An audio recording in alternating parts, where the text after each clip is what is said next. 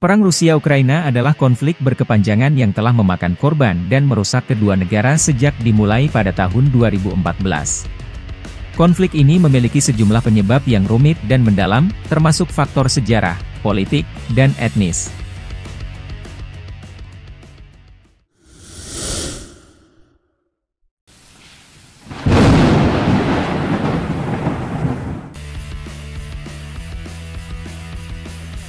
Konflik dimulai dengan aneksasi Crimea oleh Rusia pada Maret 2014.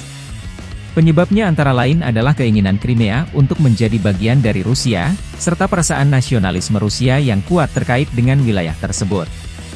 Setelah Revolusi Oranye pada tahun 2004, Ukraina mengalami kebangkitan nasionalisme yang membuatnya ingin mendekatkan diri dengan Eropa dan menjauh dari pengaruh Rusia.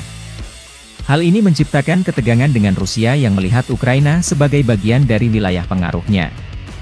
Ditambah lagi campur tangan NATO, Ukraina pun bersikukuh dengan keinginannya masuk bagian dari NATO. Kemudian konflik memanas di wilayah Donbas, yang melibatkan kelompok separatis yang mendukung Rusia melawan pasukan Ukraina. Konflik ini juga terkait dengan perbedaan etnis, politik, dan ekonomi di wilayah tersebut.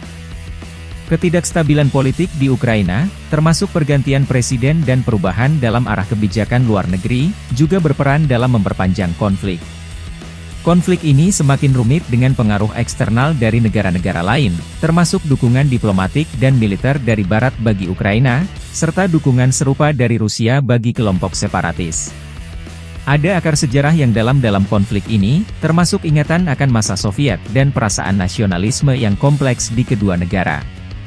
Perang Rusia-Ukraina adalah konflik yang rumit dengan banyak penyebab yang berlapis-lapis. Meskipun upaya-upaya diplomatik terus dilakukan untuk mencari solusi damai, konflik ini tetap menjadi tantangan besar bagi kedua negara dan komunitas internasional.